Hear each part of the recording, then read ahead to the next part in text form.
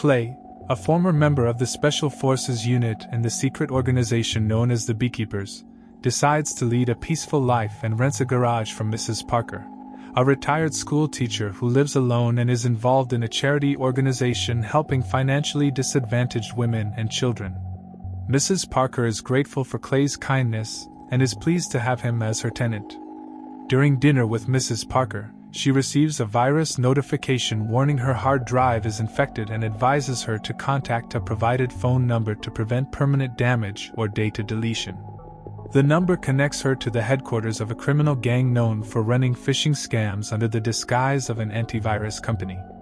A team of hackers successfully breaches her computer, gaining remote control and easily tracking some of her financial transactions. Mrs. Parker, who lacks knowledge about computer virus removal, seeks guidance from the manager, Garnet. Garnet offers Mrs. Parker her bank account information, promising compensation from their company. Mrs. Parker shares her bank account details with Garnet and receives $50,000 as compensation. However, Garnet later informs her that he was only authorized to send $500 and requests Mrs. Parker to return the excess money. Twice Mrs. Parker accesses her bank account on the computer to return the money to Garnet, and all her money vanishes instantly. Garnet and his team have successfully hacked her bank account, leaving Mrs. Parker in shock and losing not only her savings but also the funds belonging to the charity organization she manages. Clay is occupied with harvesting honey and plans to give the honey as a gift to Mrs. Parker. When he arrives at Mrs. Parker's house, he finds Mrs. Parker dead and a pistol beside her. FBI agent Verona believes Clay has something to do with Mrs. Parker's death, and she calls the local police. The police conduct a thorough investigation and take Clay to the police station for questioning. Verona reveals that her mother had fallen victim to a criminal syndicate notorious for their phishing scams, which led to the loss of her savings and the funds belonging to the charity organization. The police release Clay the following day, and Verona apologizes for wrongly accusing him of Mrs. Parker's death. The story revolves around a criminal syndicate, Garnet, who seeks justice for Mrs. Parker's tragic death. He uses all available resources and information to track down the fraudulent antivirus company managed by Garnet. Clay, with the help of beekeepers Swift and Garnet, incapacitates security personnel and confronts employees, demanding they pledge not to exploit vulnerable individuals like Mrs. Parker for financial gain. Garnet overpowers them and rigs a bomb to detonate. An explosion at the UDG headquarters destroys a significant portion of the building, and Garnet contacts his boss Danforth to report the incident. Danforth orders Garnet to hire thugs to eliminate Clay while Verona receives news of the explosion and feels satisfied. Garnet and his thugs track Clay's whereabouts while he tends to his farm. Clay is attacked by Garnet and his gang, but Clay defends himself and saves him by severed fingers as a stern lesson. Garnet escapes, and Verona discovers an identification card from the UGG company among the bodies recovered from the fire scene. Verona suspects Clay is directly involved in all incidents related to the UGG company. Garnet calls Danforth to report the failure of the assassination plan and the loss of his fingers. Clay then attacks Garnet while he is still on the phone with Danforth. Clay bounds Garnet's body with a lashing belt and sets it in motion, pulling his body into the water. Danforth remains on the phone line, realizing that Clay picked up Garnet's cell phone and informed him of his impending arrival to settle the matter. Verona and Matt search for information about Clay in the US government's databases but encounter dead ends.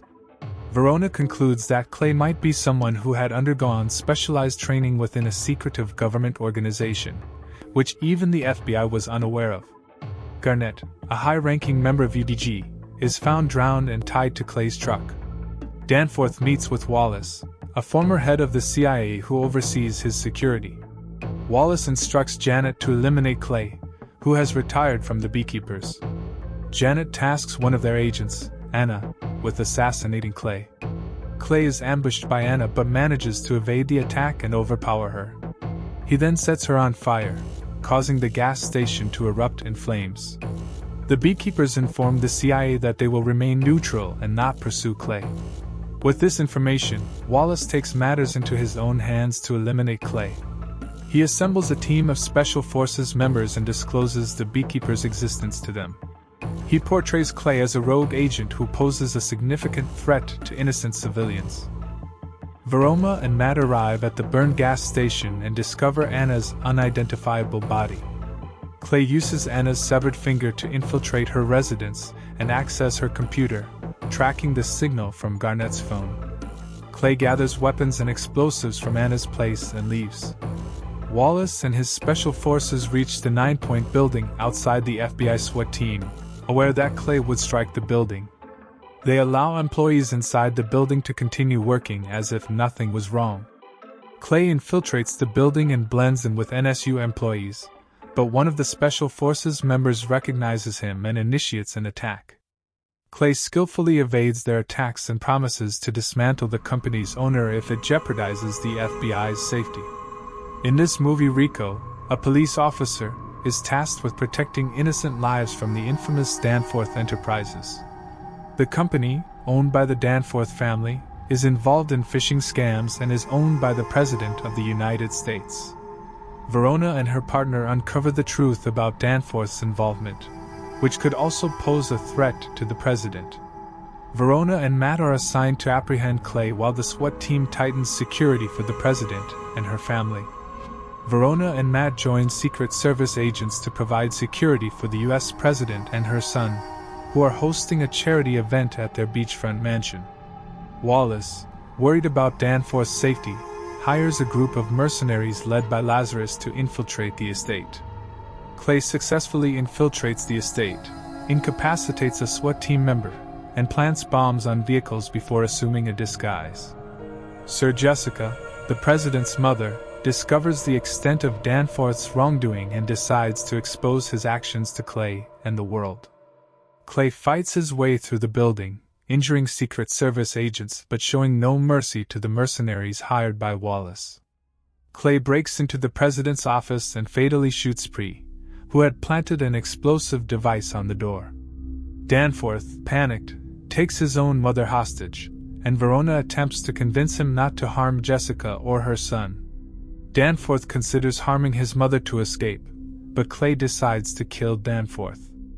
In the end, Clay manages to flee the mansion, equipped with scuba gear. Verona chooses to let him go, prioritizing justice for her mother and other victims over strict adherence to the law. The moral lesson from the movie is to never disturb the beehives of a beekeeper lightly, as it could lead to severe consequences. Thank you for watching. If you like this story, don't forget like, share and subscribe to channel Goodbee. See you in the next videos.